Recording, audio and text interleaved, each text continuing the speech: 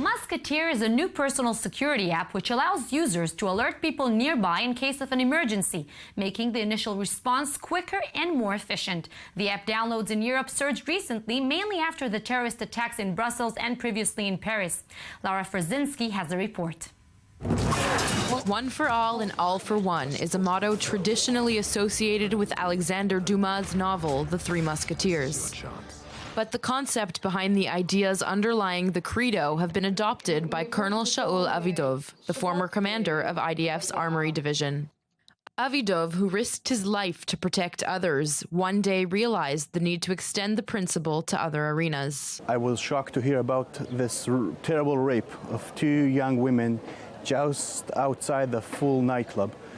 Understanding that no one inside the club knew anything about what's going on about 20 meters from there.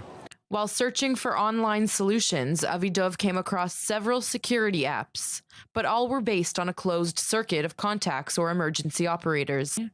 First assumption that we have in Musketeer, that in time of trouble, the first help would always come for a person nearby.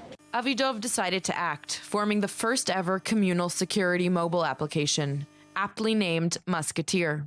The app allows its users to share their exact location with others nearby in the event of an emergency. I was shocked from the number of people that leave everything and just run to help.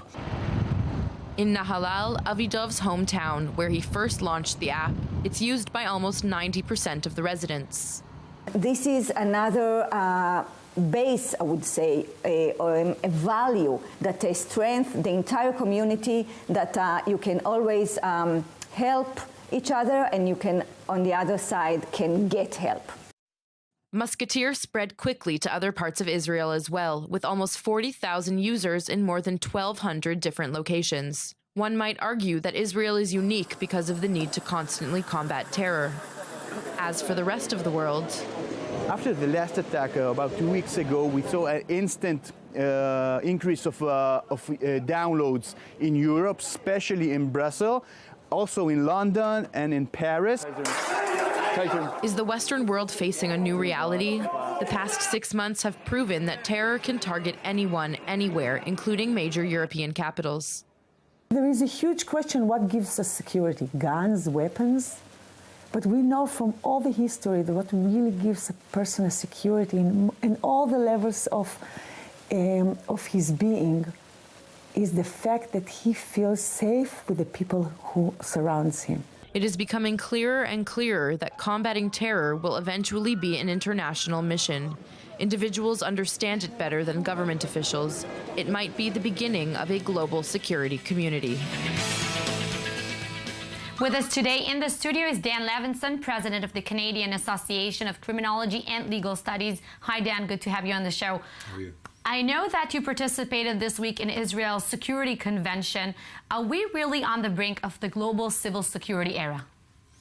Well, it's a big way of putting it, but I think that is correct. Whether you call it global civil security or not, you certainly see that the participation of the public is required in order to provide effective and efficient emergency services for all kinds of incidents. And speaking of emergency services, you personally serve on the board of Magen David Adom, Israel's ambulance services. How do the emergency services view apps like the ones we saw before, these initiatives? So, just like we saw in the last bit of the article, there was a lady talking about what gives us security. What gives us a sense of safety? She said weapons and guns and so on. Safety in numbers is important, but I would say that one of the most important things is information. So when you have the information, first of all, if you feel that you're able to call out to others when you're in distress, it gives you a sense of safety. And when you're in a situation where you know that there's an incident happening near you and you know what the incident is, you can then assess very intuitively whether you can intervene or not. For example, there's a sexual assault like the developer discussed in the article. Sure, if you're in a nightclub and you do have this app and you know that there's a sexual assault happening in the room next to you, then you're able to intervene. If you know that there's a bombing or there is some kind of a knife attack, maybe you'll choose to run away. Dan, such developments, such apps actually reveal a victim's location. Can it be used maybe by, evil forces, perpetrators?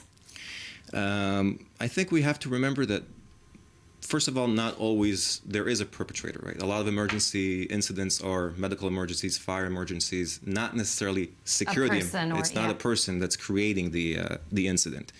And of course, if it is a terrorist organization that somehow is able to take advantage of this app, that's also possible. If they know that if the friends of the terrorist cell, the members of the terrorist cell, use this app to know that one of them was able to create the first incident, and now it's their turn to create the additional incident like we saw in Brussels, it could be abused, but I think that the benefits far outweigh the risks here. Dan Levinson, thank you so much for this.